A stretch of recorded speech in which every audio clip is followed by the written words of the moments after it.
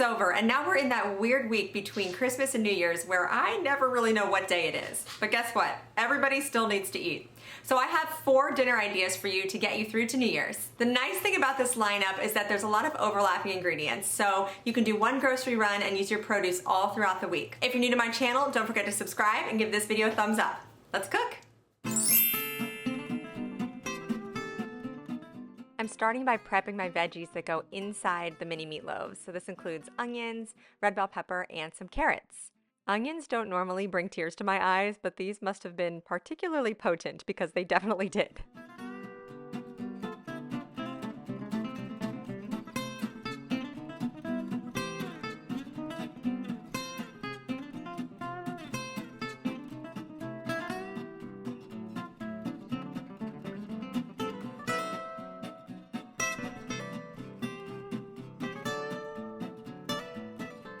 Next, I put a little olive oil into a nonstick skillet and sauteed all the vegetables until they had softened.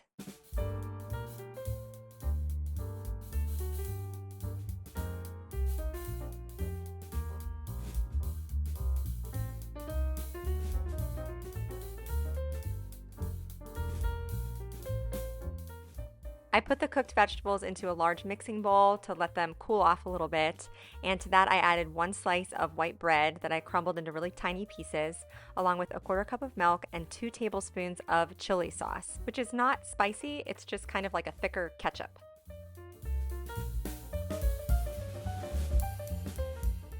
I also added in 1 egg and seasoned this with salt and pepper, and then mixed it all together, and this became the binder for my mini turkey meatloaves. Next, I added in about 2.5 pounds of ground turkey. The recipe only calls for 1.5 pounds, I think, but I have a big family, so I just upped the amount of protein I was adding. And then I seasoned this with a little bit of poultry seasoning. It calls for about a teaspoon of dried sage, and I didn't have that specifically, but the poultry seasoning has sage in it, so this just adds a nice little extra flavor. So then I mixed this all together by hand, and I divided it into 4 sections. This is another little Rachel Ray technique. Can you tell I was raised on 30-minute meals? But then I divided each of those quarters into 2 miniature meatloaves.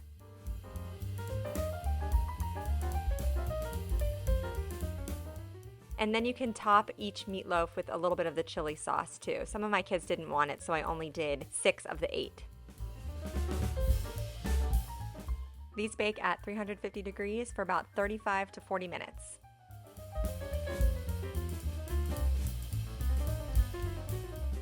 I serve these with some fresh steamed green beans. These would also go very well with any leftover Christmas side dishes that you have, mashed potatoes, any other kind of green vegetable, and also these make great leftovers for sandwiches. These little turkey meatloaves have great flavor and are super moist because of all those veggies inside.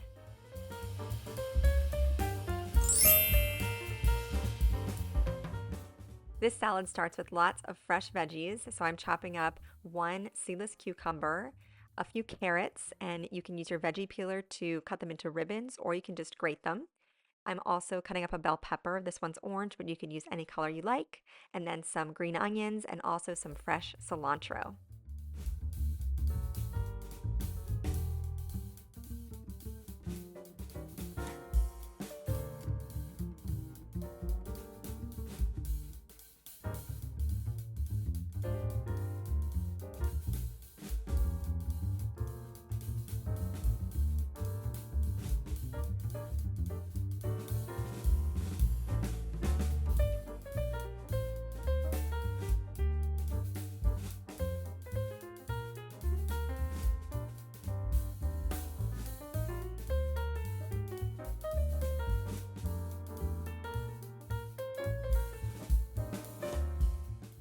My absolute favorite part of this salad is the dressing, which you also use to marinate the chicken. So this is a combination of soy sauce, rice wine vinegar, brown sugar, a little bit of sriracha or some kind of chili garlic paste, fresh lime juice, and garlic. And then you mix that all together.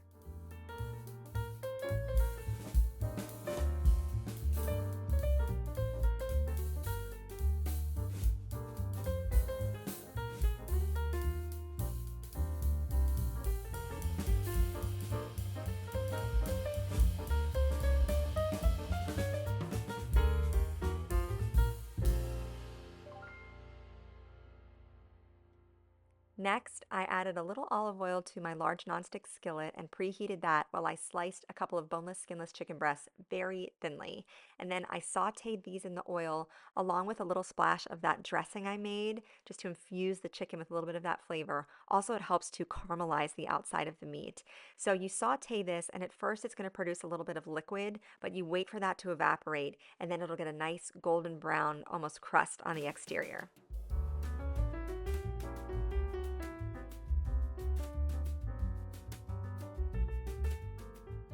I like to use these rice sticks. They're almost like a rice vermicelli. They're super thin, but you can also just use any kind of thin rice noodle you find in the Asian foods aisle at your grocery store. And then I boil these for about 10 minutes and then drain them and rinse them in very cold water to stop the cooking process. So here are all the components laid out on the counter, and that's a nice thing about this dish, especially with kids. Everybody can kind of pick and choose which elements they want to put on their plate.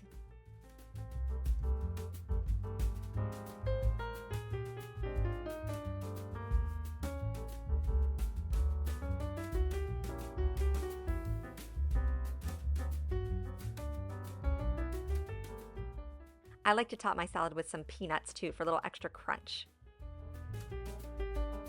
Okay, everybody's eating dinner at the table, but I just want to show you my bowl. It's so good. The flavors, if I can get any on my fork, the elusive rice noodles. This is so good. Really fresh, bright flavors. And it's just something totally different than I'm sure what you've been eating throughout the holiday season. This is a great one to take with you into the new year too, because like on a cold, sunny winter day, I love eating something sort of healthy and fresh like this. It just feels good.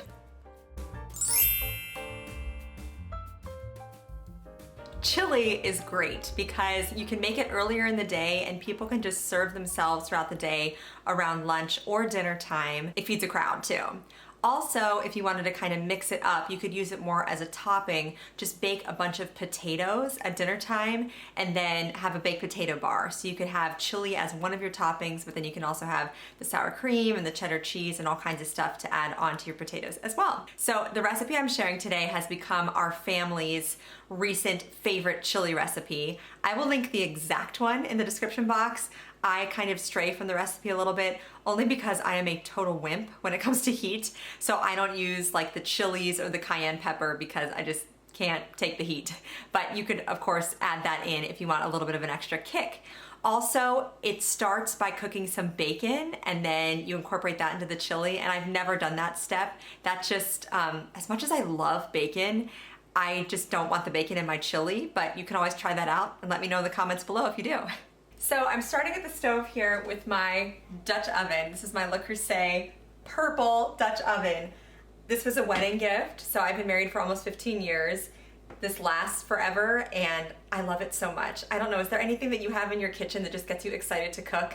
Whenever I pull out my purple pot, I'm like, I am ready and excited to cook. So I'm gonna preheat this with a little bit of olive oil in it over, what do I have, like medium high-ish heat. And then I just do the Rachel Ray technique where once around the pan is a tablespoon. So a couple tablespoons, I guess. Oh, and I mentioned before about the bacon. If you do cook the bacon, you can just reserve some of the grease, and that can be your oil to cook your onions in. So we're starting with an onion. You can also add bell peppers, but I was out, so we're just gonna do an onion, and then I chopped up some garlic too, but I won't add that in until the onion has softened because garlic only needs like 30 seconds to cook. Basically, you cook it until you can smell it, and then it's good to go. Otherwise, it'll burn and become bitter. And then we'll add in the ground beef and cook that. You don't have to use purple onions. That's just what I had. The recipe actually calls for a sweet onion, I think, but use whatever you got. Don't tell my husband I used a purple or red onion. He doesn't like these as much, but when they cook for a long time, the color kind of fades away. So I'm just using up this last one that I had, and I'm hoping he won't even notice. This burner got pretty hot, so I actually knocked the heat back to about medium-low. And I'm just gonna cook the onion for a couple minutes until it softens, add the garlic for maybe 30 seconds to a minute, and then we'll add the ground beef.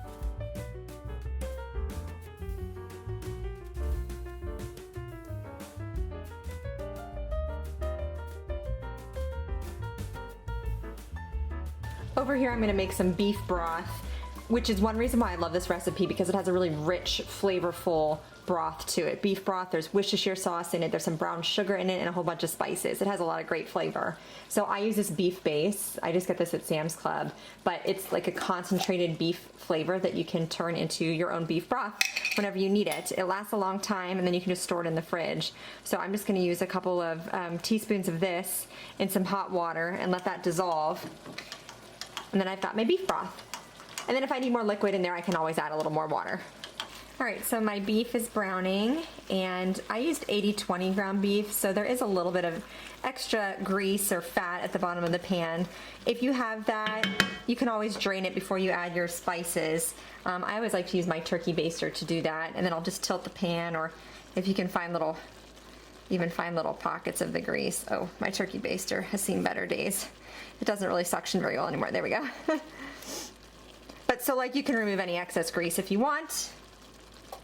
And then next we're gonna add all our seasonings and spices. The beef is browned, I drained the fat, so now I'm adding in spices. I've got ancho chili powder, which is not necessary. You could just use regular chili powder, but I bought this originally to try with this recipe, so now I've just been going through this whole bottle. This has a little bit more of a smoky or slightly spicy flavor than just a regular chili powder you'd find at the grocery store. So I was supposed to use a whole tablespoon of that, but I didn't have enough, so I'm gonna use a little more than a tablespoon of my regular chili powder. It's a combo of the two. That should be good. Also a tablespoon of brown sugar, and then some smoked paprika, onion powder, and cumin. And then you can also season with some salt and pepper. And then I'm just gonna stir this all together, and we'll add in the liquids and the tomatoes and the beans. This is 1 can of black beans and 1 can of dark red kidney beans that I drained and rinsed. You don't have to drain and rinse them, but I always like to. I heard one time that when you rinse your beans off, it removes up to 40% of the sodium that's in them when they're canned. And I like the thought of that, so I always do that now. I'm gonna stir those in, and then I also have a can of fire roasted tomatoes in their juices. We'll add that in. Now's the time I'm also gonna add in my beef broth that I showed you earlier. And then there's also tomato paste. I'm gonna grab that too. So I'm gonna do about a half a can of tomato paste. One other ingredient that adds a really nice savory flavor is about a tablespoon of Worcestershire sauce. And I'll stir this all together and let it simmer for a while. And as it cooks down, you can always add more liquid if you want it to be a little bit soupier. This looks good right now, but we'll see how it looks in 20 or 30 minutes.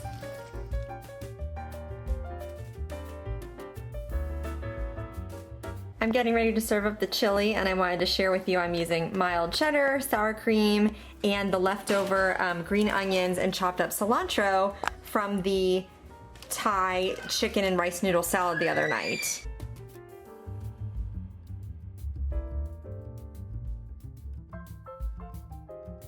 We also have hot sauce, and my kids can crush up some tortilla chips on it too if they want.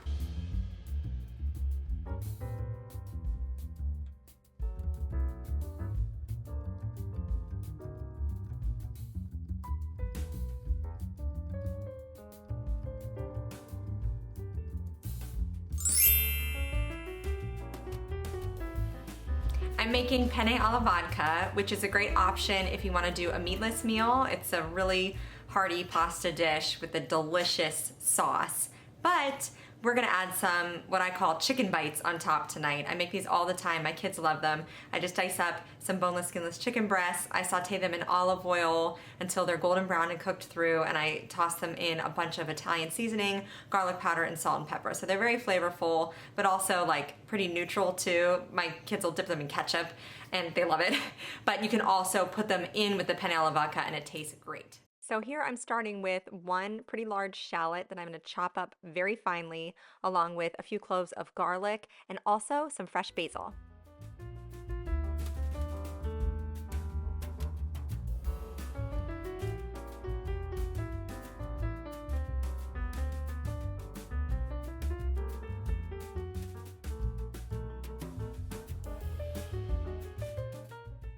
This dish comes together very quickly, especially if you're not going to make the chicken. But while I make the sauce, I'm boiling a pound of penne pasta.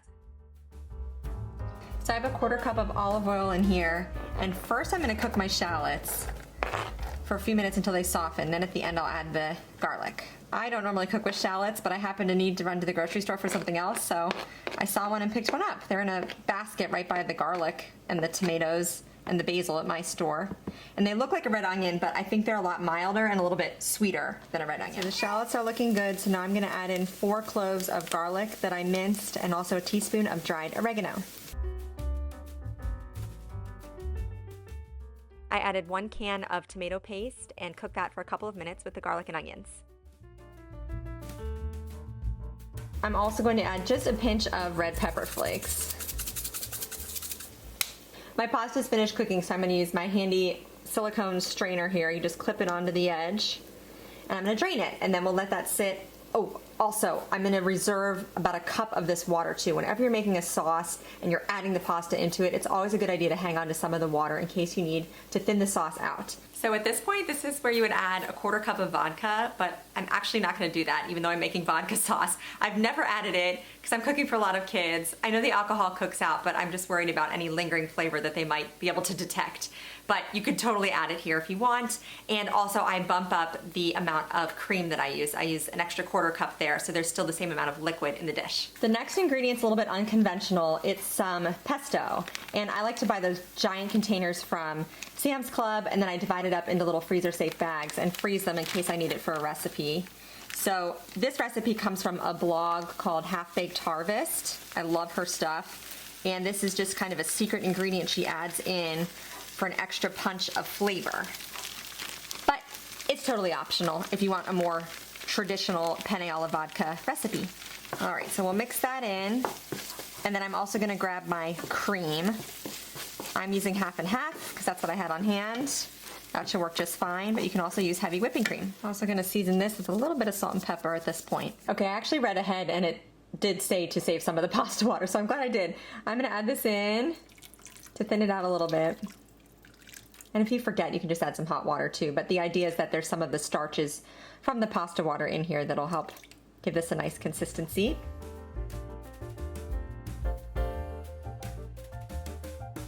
To finish this off, I'm adding in a little bit of grated Parmesan cheese.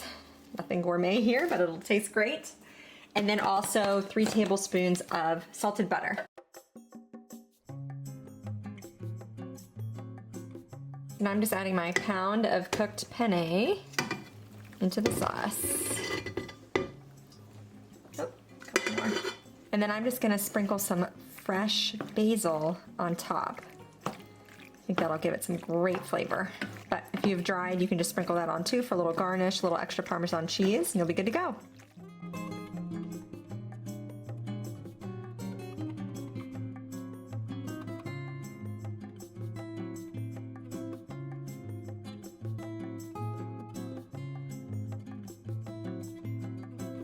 I'm just serving this with the little Italian chicken bites on top, and it looks and smells amazing. Thank you so much for joining me here today in my kitchen, and I'll see you again soon.